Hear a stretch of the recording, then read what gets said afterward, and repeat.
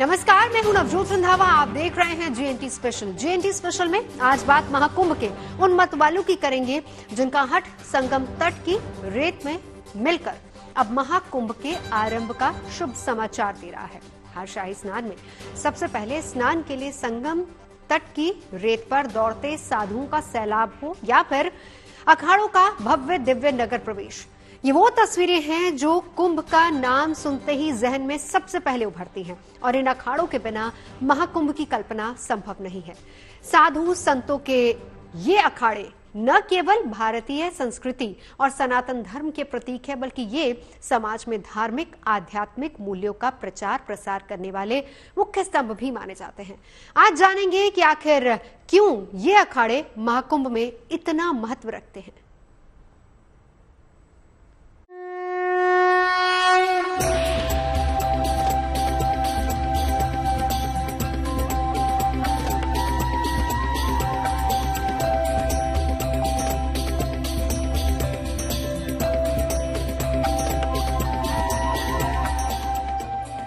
महाकुंभ केवल श्रद्धा और आस्था का ही प्रतीक नहीं, बल्कि भारत की धार्मिक, आध्यात्मिक और सांस्कृतिक विरासत को दर्शाने वाला अनूठा उत्सव है। गंगा, यमुना और अदृश्य सरस्वती के पावन संगम पर तीर्थराज प्रयाग के आंगन में धरती के सबसे बड़े धार्मिक मेले का आयोजन आरंभ होने जा रहा है। 13 जनवरी से लेकर 26 फरवरी तक दुनिया भर से करोड़ों श्रद्धालु महाकुंभ में भाग लेने प्रयागराज का रुख करेंगे। तब संगम तट पर करोड़ों आस्थावानों के अनंत प्रवाह के बीच किसी ज्योतिपुंज की तरह मौजूद होंगे अखाड़े और उनके संत।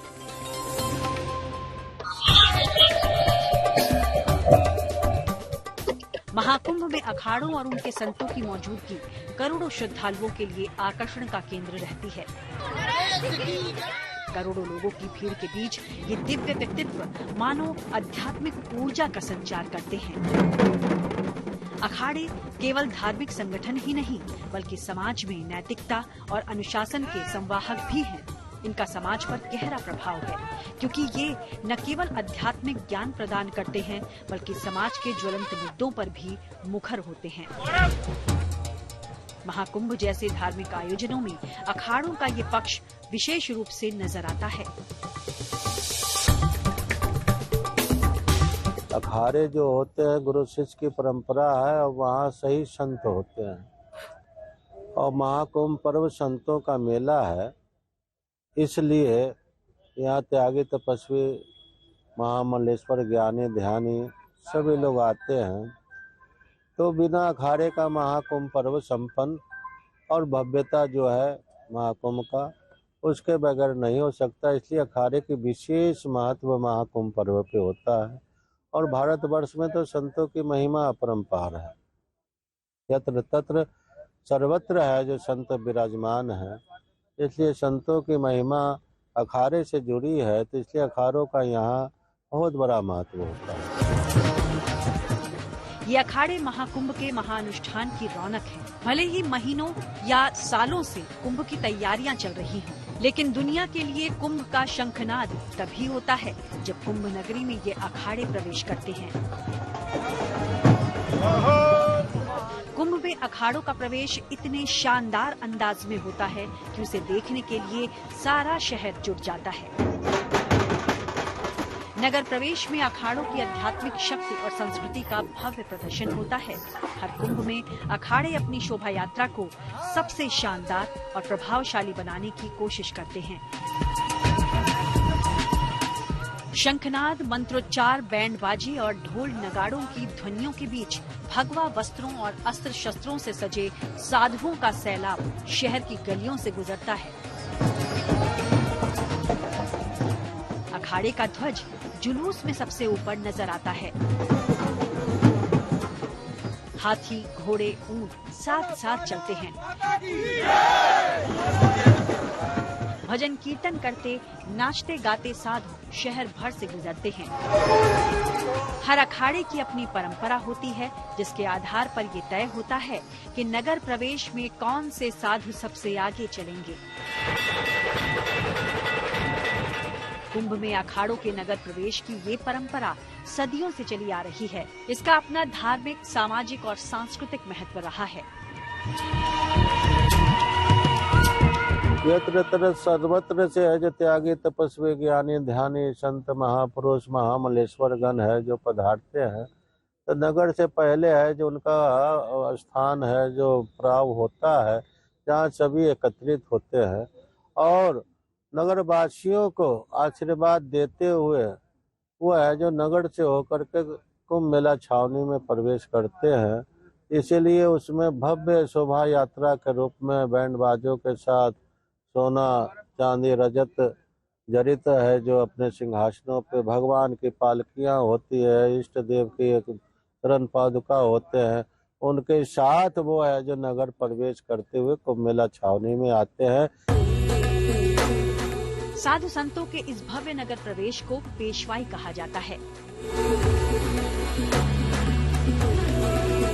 बताया जाता है कि पुराने दौर में कुंभ में संतों के आगमन पर पेशवा उनका स्वागत करने पहुंचते थे। भव्य स्वागत के बाद संतों को राजा महाराजाओं की तरह नगर प्रवेश करवाया जाता था, जिसके चलते इस प्रथा का नाम पेशवाई पड़ गया। त्र्यंबकेश्वर महाराष्ट्र में पेशवा का राज्य था, तो वहाँ से भी इसको जोड़ा जाता है। और ये भी है कि जब संत है जो नगर के बाहर एकत्रित होते थे, तो वहाँ के जो भी राजा महाराजा और जितने भी है जो अपने शासन सत्ता वाले थे, वो सब संतों के है जो चरणों में आकर के नतमस्तक होते थे और अपना पूरा वैभवता जो राजाओं का था वो संतों के चरणों में है जो समर्पण करके उस वैभवता के साथ जो निकलती थी उसे है जो शाही है जो शोभा यात्रा उस समय की वाणी से कहा जाता था। आजकल नगर प्रवेश के द्वारा है जो उसका जो हमारा संस्कृति है ये प्राचीन काल से जो चली आ रही उसी को हम लोग फिर से है जो पुनः है जो स्थापित करते हुए इसको आगे बढ़ाने का प्रयास कर रहे हैं। लाखों श्रद्धालु इन शोभा यात्राओं में भाग लेकर संतों का आशीर्वाद प्राप्त करते हैं। महाकुंभ में अखाड़ों का महत्व इसी से समझा जा सकता है कि कुंभ के सभी शाही स्नान के अवसर पर प्रथम स्नान का अधिकार इन अखाड़ों को ही प्राप्त है।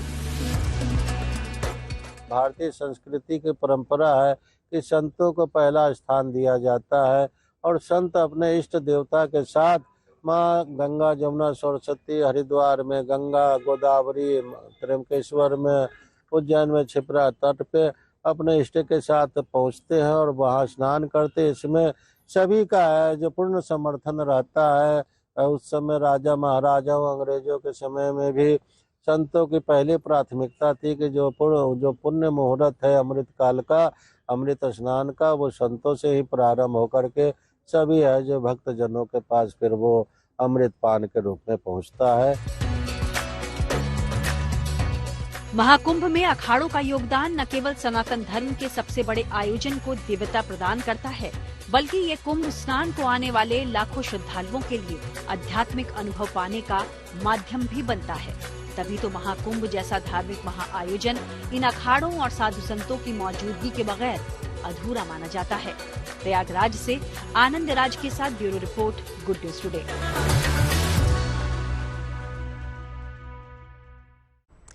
हर बार कुंभ का आयोजन आमतौर पर अपनी ही दुनिया में मगन रहने वाले साधु संतों और उनके अखाड़ों की ओर लोगों का ध्यान मोड़ता है।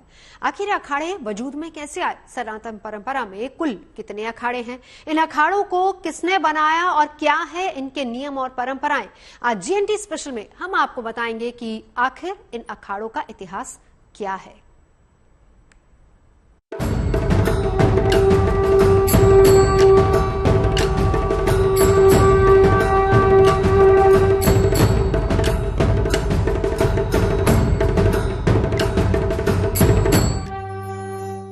लोक से विरक्ति अलौकिक का भान है, वैराग्य का भी साधो अपना विधान है।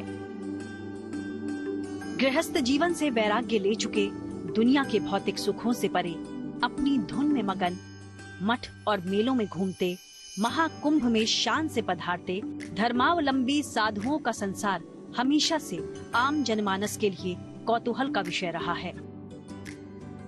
दुनिया की नजरों से अक्सर दूर रहकर मठ मेलों में अचानक से उभर आने वाले ये साधु और इनके अखाड़ों का इतिहास शताब्दियों पुराना है।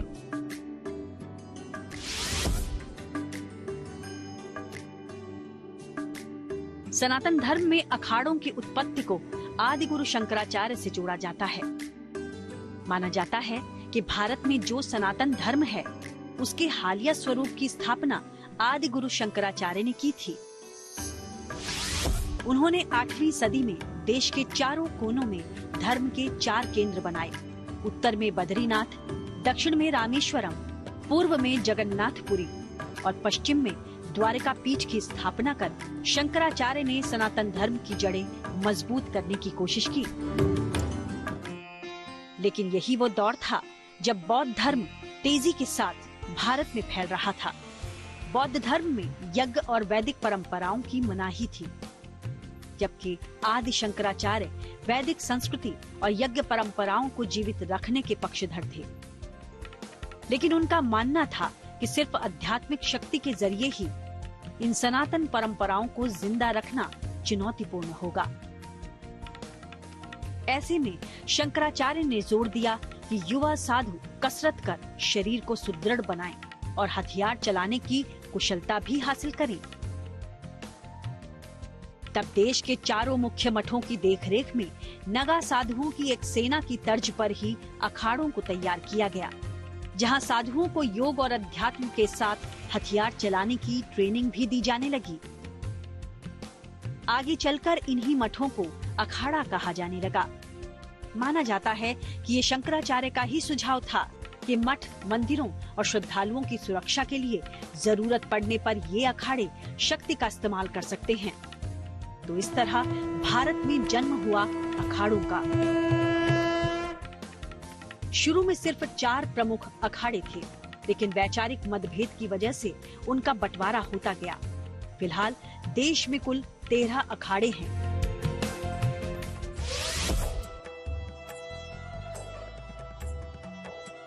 परंपरा के अनुसार शैव, वैष्णव और उदासीन पंथ के सन्यासियों के कुल 13 अखाड़े ऐसे हैं जिन्हें मान्यता मिली हुई है। ये 13 अखाड़े 3 मतों में बटे हैं: शैव सन्यासी, वैरागी और उदासीन संप्रदाय। शैव संप्रदाय वाले अखाड़े भगवान शिव को मानते हैं। इस संप्रदाय के अंतर्गत 7 अखाड़े आते हैं। पहला है श्री पंचायती अखाड़ा महानिर्वाणी। ये प्रयागराज के दारागंज में मौजूद है। महाकालेश्वर ज्योतिर्लिंग की पूजा का जिम्मा इसी अखाड़े के पास है और ये परंपरा पिछले कई साल से चली आ रही है। दूसरा है वाराणसी का श्री पंच अटल अखाड़ा। इस अखाड़े में ब्राह्मण, क्षत्रिय और वैश्य ही दीक्षा ले सकते हैं। तीसरा है प्रयागराज का श्री पंचायती अखाड़ा निरंजनी। ये सबसे ज्यादा शिक्षित अखाड़ा है और इस अखाड़े में करीब 50 महामंडलेश्वर हैं। चौथा अखाड़ा है त्र्यंबकेश्वर का श्री तपोनिधि आनंद अखाड़ा पंचायती।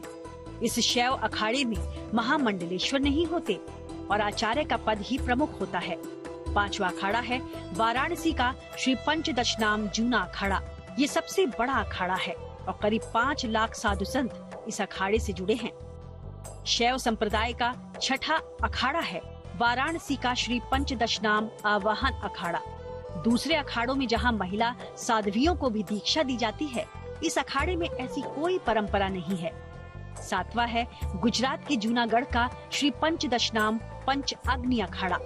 इस अखाड़े में केवल ब्रह्मचारी ब्राह्मण ही दीक्षा ले सकते हैं। अखाड़ों में दूसरा संप्रदाय है वैरागी। इस संप्रदाय के पास 3 अखाड़े हैं और इसके संत भगवान विष्णु और उनके अवतारों को मानते हैं। वैरागी संप्रदाय का पहला अखाड़ा है गुजरात का श्री दिगंबर अनि अखाड़ा। इस अखाड़े को वैष्णव संप्रदाय में राजा कहा जाता है। दूसरा अखाड़ा है अयोध्या का श्री निर्वाणी अनि अखाड़ा। वैष्णव संप्रदाय के तीनों अखाड़ों में से इसी में सबसे ज्यादा छोटे अखाड़े शामिल हैं। तीसरा है मथुरा का श्री पंच निर्मोही अनि अखाड़ा। इस अखाड़े में कुश्ती प्रमुख होती है और इस अखाड़े के कई संत प्रोफेशनल पहलवान रह चुके हैं। अखाड़ों का तीसरा संप्रदाय यानी उदासीन संप्रदाय की जड़ें सिख धर्म से जुड़ी हैं। अखाड़ों का ये पंथ पंच तत्वों यानी धरती, पानी, आग, आसमान और हवा की पूजा करता है। उदासीन संप्रदाय में भी 3 अखाड़े हैं। सिख साधुओं के संप्रदाय की कुछ शिक्षाएं सिख पंथ से ली गई हैं। हालांकि ये मानते सनातन धर्म को ही हैं। उदासीन संप्रदाय का पहला अखाड़ा है प्रयागराज का श्री पंचायती बड़ा उदासीन अखाड़ा। इस अखाड़े का उद्देश्य सेवा करना है। इसमें केवल 4 महंत होते हैं जो हमेशा समाज की सेवा में जुटे रहते हैं। दूसरा अखाड़ा है हरिद्वार के कनखल में श्री पंचायती अखाड़ा नया उदासीन। इस अखाड़े में 8 से 12 साल तक के बच्चों को दीक्षा दी जाती है। तीसरा अखाड़ा है कनखल में ही श्री निर्मल पंचायती अखाड़ा। इस अखाड़े में धूम्रपान की इजाजत नहीं है।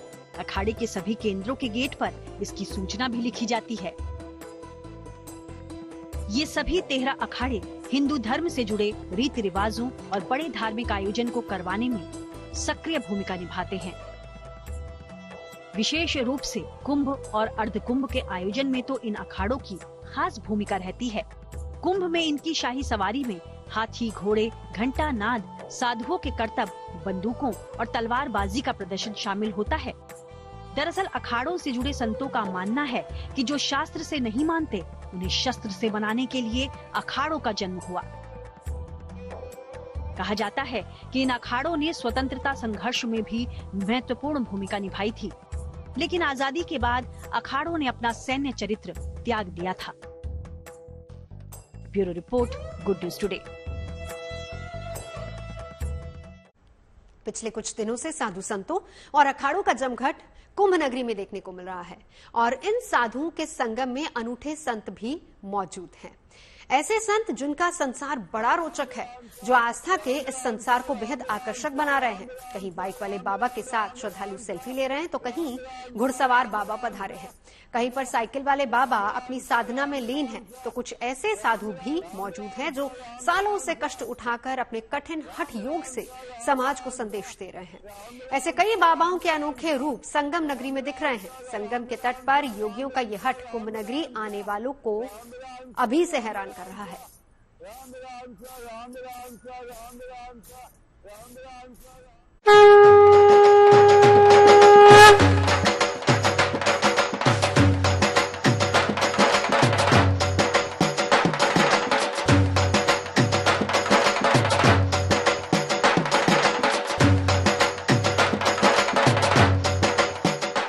प्रयागराज में लगने जा रहे महाकुंभ में श्रद्धा और आस्था की अनूठी तस्वीरें देखने को मिल रही हैं। संगम की रेती पर इस समय अलग अलग अखाड़ों के संतों और बाबाओं की अलग ही दुनिया दिखाई दे रही है। महाकुंभ पहुंच रहे सन्यासियों की लीला देखते ही बन रही है। कोई अपने रंग रूप तो कोई अपने करतब से अभिभूत कर रहा है।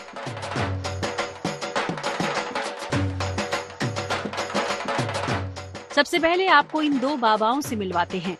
दोनों कुंभ नगरी में बाइक वाले बाबा के नाम से जाने जा रहे हैं। 3 पहियों वाली बाइक पर लहराते भगवा और लाल ध्वज, सिर पर जटा और बदन पर भभूत की चादर, ये पहचान है बाइक वाले बाबा की। ये गुजरात से 14 दिनों का सफर कर प्रयागराज पहुँचे हैं ताकि महाकुंभ में धूनी रमा सके और अमृत स्नान का सौभाग्य हासिल कर सके। प्रयागराज कुंभ में नहीं, पर हमने जब संन्यास लिया है तब से कि यह के सत्य का विजय हो और सनातन धर्म हमेशा आदि अनादि से है और रहेगा। इसी तरह एक और बाबा बाइक पर सवार होकर महाकुंभ पहुंचे हैं। ये बवंडर बाबा हैं। देवी देवताओं के अपमान के खिलाफ जागरूकता फैलाने के लिए पूरे देश की यात्रा पर हैं। खास तौर से सामानों के पैकेट्स और होर्डिंग बैनर पर देवी देवताओं की तस्वीरों के इस्तेमाल के खिलाफ बवंडर बाबा अपनी मुहिम चला रहे हैं ताकि धर्म और धार्मिक भावना की गरिमा बनी रहे। आज एक एग्जाम्पल के तौर पे मैं, जो भारत एक सर्वधर्म मान्य देश है, यहाँ हिंदू मुस्लिम सिख ईसाई सभी रहते। कोई भी सिख समुदाय का, सिख गुरुद्वारे का, वाहे गुरु का कई चित्र चिन्ह का अपमान कोई सरदार नहीं करता, ना होने देता है। कोई भी मुस्लिम कुरान का 786 का मक्के का चित्र का अपमान ना करता है, ना होने देता है। उन्हें पता है जड़ रहेगी तो पेड़ रहेगा। अगर हम ही हमारे मजहब और धर्म का अपमान करेंगे तो दूसरा तो करेगा ही करेगा। तो हम ना करें तो वो नहीं करते तो होने नहीं देते। तो हम हिंदुओं को भी शिक्षा लेनी चाहिए कि हम हमारे धर्म का अपमान न करें। संगम नगरी में 3 फीट 8 इंच के कद वाले लिलीपुट बाबा भी साधना कर रहे हैं। अनोखी कद काठी और अचरज में डाल देने वाली जीवन शैली की वजह से बाबा गंगागिरी को लिलीपुट बाबा के रूप में भी जानते हैं। बाबा यूं तो 57 साल के हैं, लेकिन गुरु ने जब हठ योगी की दीक्षा दी तो शर्त थी नहीं नहाने की, जिसके चलते इन बौने बाबा महाराज ने पिछले 32 सालों से स्नान नहीं किया है। और ये हैं हठयोगी इंद्रगिरी महाराज। इनको फेफड़ों से जुड़ी तकलीफ है। तकलीफ समय के साथ बढ़ती गई, लेकिन हठयोग नहीं छोड़ा। साधना करने ऑक्सीजन सिलेंडर के साथ कुंभ में पहुंचे हैं। अब सिर पर 45 किलो रुद्राक्ष लपेटे हठयोगी गीतानंद गिरी से मिलिए। गीतानंद गिरी इन दिनों इस आवाहन अखाड़े का आकर्षण बने हुए हैं। इनके सिर पर 45 किलो का रुद्राक्ष हर दिन तकरीबन 12 घंटे मौजूद होता है। एक साधु का कर्तव्य जब तक प्राण है तो परमात्मा को जब लीन है, जब उसी को सब कुछ उसी को समर्पित है, तो जब तक इस प्राण रहेंगे जब तक कुछ ना कुछ तपस्या करते रहेंगे। प्रयागराज में महाकुंभ का महामेला लगभग 1.5 महीने तक चलेगा। देश भर से पहुंचे अखाड़ों के साधु संतों की भीड़ के बीच ये अनोखे संत सभी का ध्यान खींच रहे हैं। हर हठ योगी अलग अलग तरीके से संगम नगरी आने वाले श्रद्धालुओं को कोई न कोई संदेश जरूर दे रहा है। कुंभ नगरी प्रयागराज से आनंद राज और कुमार अभिषेक के साथ bureau report, good news today.